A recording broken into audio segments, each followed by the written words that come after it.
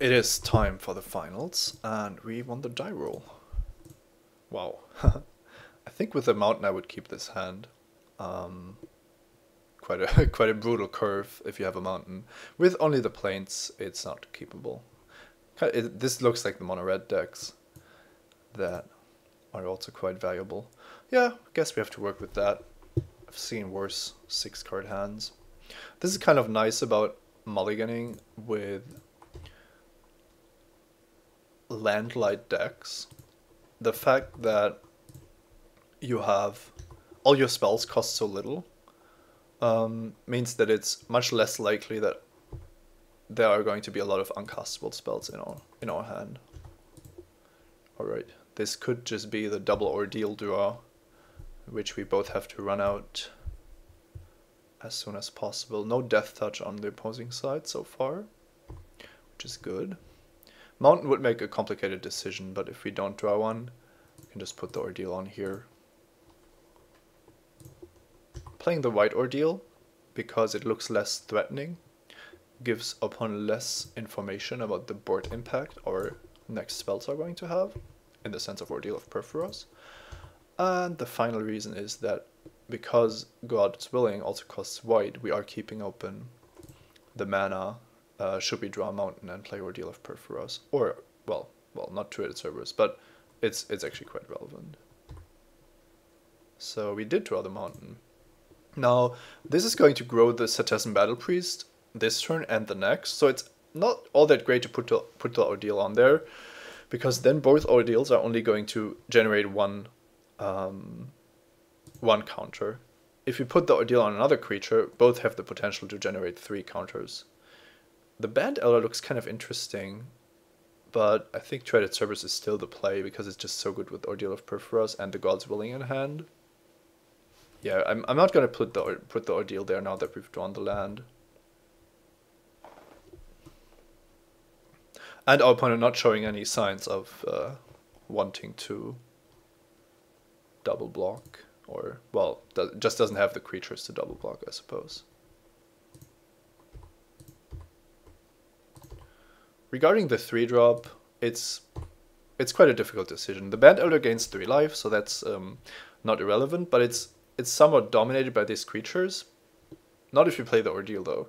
Two-Headed Cerberus has the disadvantage that once we want to tab out for the Band Elder, we can't keep open God's Willing. But the way this game is going, that might not actually be too relevant. The Cerberus is only really good if we put the Ordeal on there. So this is probably what we want to be doing very soon anyway. So it can't be too bad to have the Cerberus in play. Double Strike and the +1/+1 counters also protect from quite a lot of the Death Touch creatures and so on.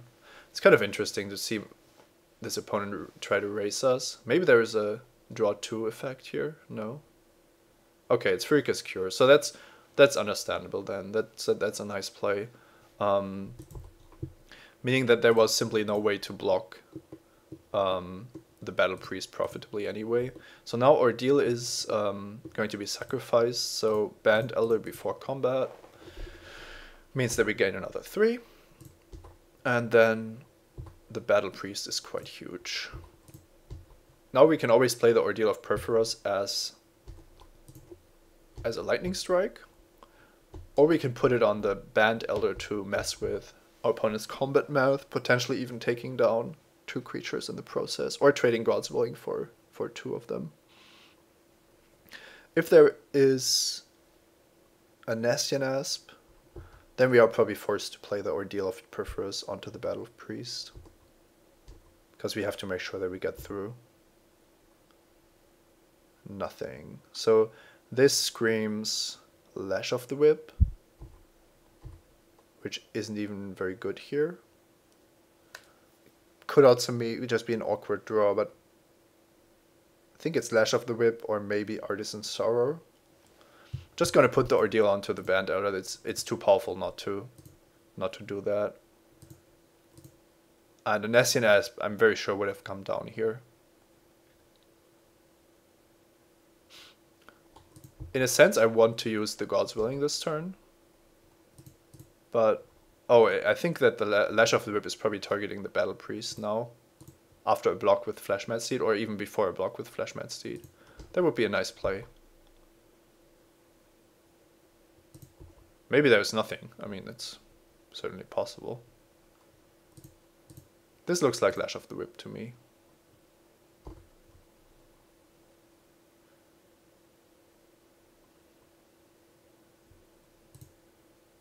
I will give this protection.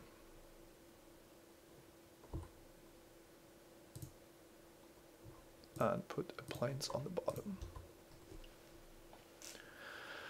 Alright, if there is a Nest in Asp now, it was definitely well played from our opponent.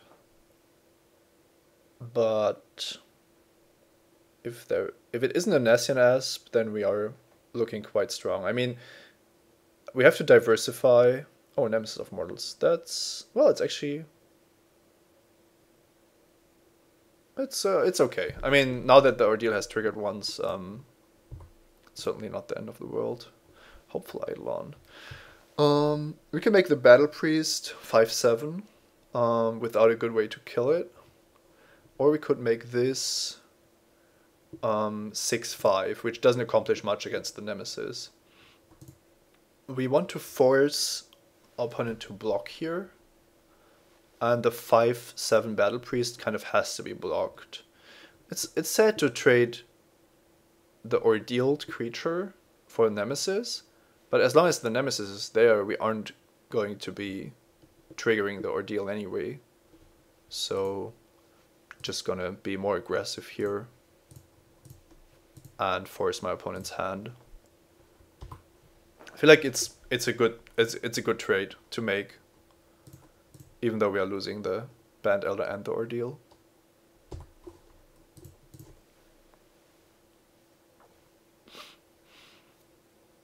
If my opponent is just waiting for a sip of Hemlock here, it's kind of unfortunate and we might be losing the game. Oh, there's an interesting double block, but, oh wow. That double block is nice, but it also means that Ordeal of Perforos is going to trigger. That makes me think that there is most likely another Lash of the Whip or a Sip of Hemlock waiting, because letting this trigger resolve is just winning me the game. Yeah, it's another Lash of the Whip. So that was nice double block from the opponent. I still think that our attack was more than fine. So here we can trade these two. That's probably a good idea. It makes any bestow creatures weaker. And if we draw Dragon Mantles, I don't think it's too important to have the Eidolon in play. Just to draw a card. I want this. I want to trade a 2/1 flyer for a 1/1. I think that favors me.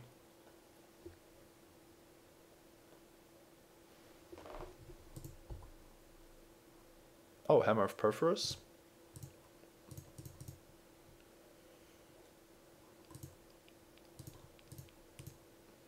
That was a good draw. We might run into Feral Invocation here, but I'm just going to risk it. There's a more defensive line of play, which just makes golems and then attacks once the board is clear. But at this point, we had already drawn a lot of cards out of our opponent's hand, so didn't feel too worried about this. All right. Good fortune in game one. Oh, wait. Boon Satyr, showing us the Boon Satyr is nice. Maybe another Furicus Cure? No, just wanted to reveal the rare to us. Alright, so far so good.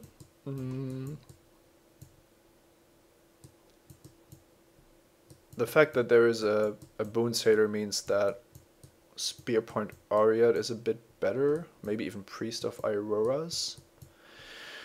Let's see. A lot of cheap creatures, including the Harpy, Flash Mad Steed, Leaf Crown Dryad, and then 2 Lash of the Whips with a Boon Satyr as a very potent card. I kind of like the first striker against the Boon Satyr. I also like Priest of Iroras, but I'm not too sure how many other targets there are going to be. Spark Jolt could also be interesting to mess with the Flash Mad Steeds and the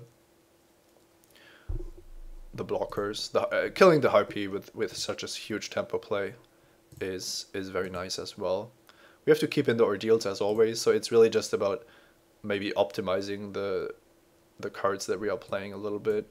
I like the First Strike better than the Vigilance, and I want to play the Spark Jolt. I don't think that the Priest is necessary, but it would also be kind of nice against the Boon Satyr. Let's just try leaving this in the sideboard for game 2, and then maybe bring it in for game 3 when we are on the play also. Making the ordeals better is always a good thing. We've often taken out a Battle Priest, and I think that's what we can do here again. It's just a little bit too defensive for what we're trying to do. But it's not that I don't like it, it's just never amazing. But also never too bad, so the Battle Priests have done very good work for us. I was just explaining why we are boarding them out so often rather than the 2-1 trample. Alright, this is a turn 2 Ordeal of Heliod, and I'm just gonna run it out there. Except if there is a second swamp. And even if there's a play with the second swamp, well, yeah, so now I think I'm just gonna play the Ordeal. On the other hand, we don't have anything else, so now the gods, holding back God's Willing is very tempting. I think it's correct to play the Ordeal here. It makes a huge difference if you wait a turn or not. And then if there's a blocker, then we might be forced to play one of our other tricks. Opponent needs exactly Swamp and Farika's Cure here. If he doesn't, which looks like it's the case, then we are looking quite strong again. Alright, another Ordeal of Heliod wouldn't do what we want it to do. So I'm just holding back my tricks, getting in there. And I'm not going to play Titan Strength or anything. Boon Satyr.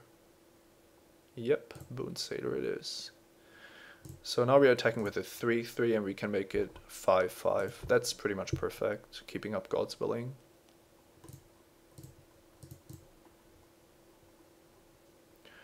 Mountains aren't bad, but also not what we need, so. There's the added value of putting this onto the bottom. Should we use a God's Willing or Titan Strength anytime soon? Because then getting an additional scry effect is always nice. It looks like the Ordeal is just winning us the game again. Well, we haven't won yet, of course, but things are looking very nice here. Not exactly sure if not playing the second Ordeal is correct, but I feel like getting only a single additional counter is not worth the card if we draw anything else. And with Titan Strength, we are very well prepared for any 5-drop. And then we can still play the Ordeal. It's just that it has a lesser effect on the Hopeful Eidolon. Okay, a Chrome Crusader is a card that I would much rather put the Ordeal on. So I think that this is Lash of the Whip targeting Hopeful Eidolon, waiting for us. And I could actually Titan Strength to protect it. But then the Crusader isn't getting cast. I still like that better. Deals some extra damage and means that we have God's Willing as a hard counter to anything else. Doesn't mean we aren't attacking with the Crusader token, but that's marginal.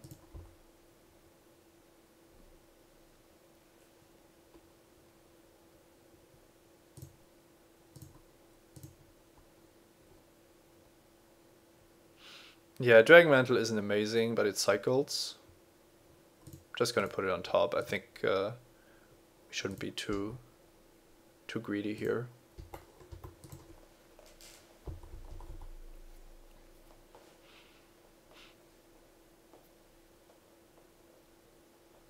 Once we have our opponent down to single digits, the 1/1s from the Crusader are going to be very relevant.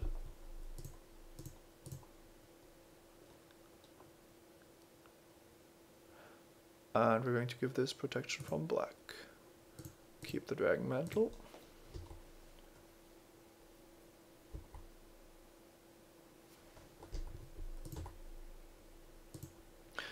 I'm not going to play the Crusader and put the Ordeal on it immediately, because that's just very well, we're putting this into a lot of danger against Viper's Kiss or whatever.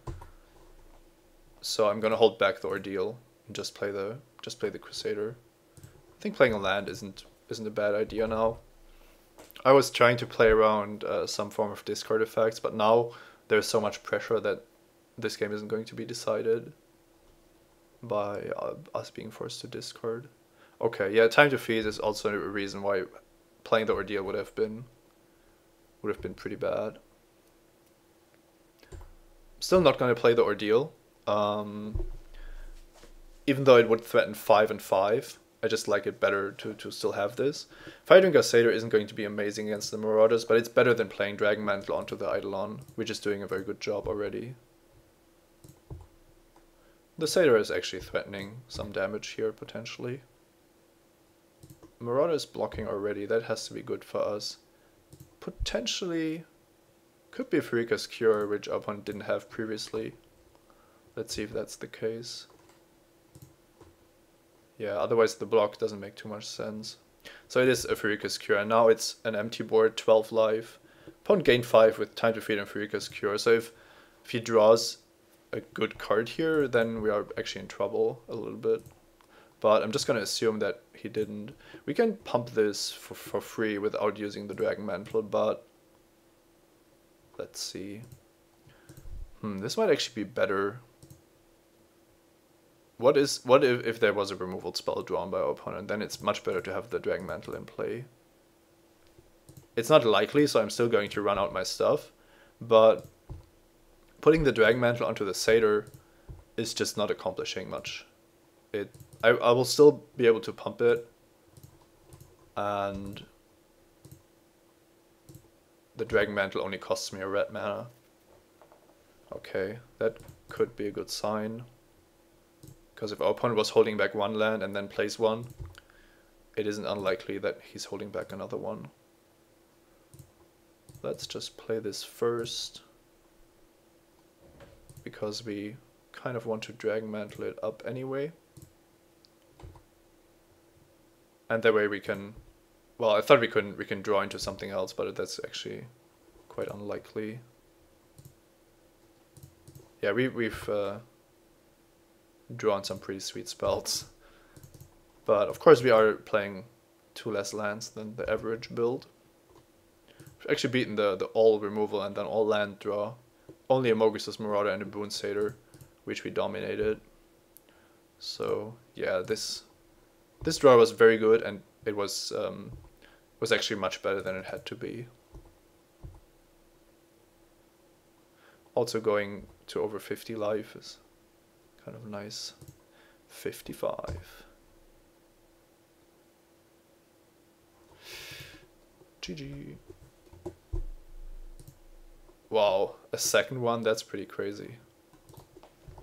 So,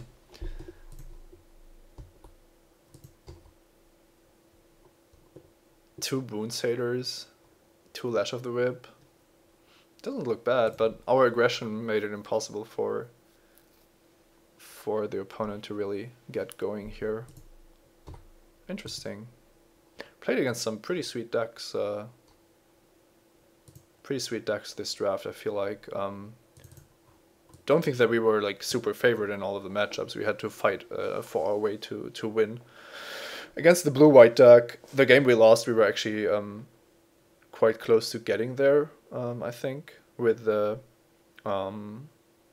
first with the attack after playing the Ordeal, which got blown out by Griptide, and then still after the attack, where we tried to Last Breath. So, yeah, this is a pretty good deck against clunky decks like this that overload on removal, and then you can punish them with super cheap tricks. Our mana worked like a charm, and overall it was a pleasure to play this deck, even though it's not exactly in my comfort zone to be putting like Ordeals on our 1-drops. Sometimes that's what you have to do, and it's definitely an exciting part of Magic. We had some great games, great opponents, some nicer than others, and yeah, this was a very nice Theros draft. I hope you're enjoying the show. As always, this was Simon Says by me, Simon Gotzen, here at the wonderful MTGO Academy.com. See you next time. Bye bye.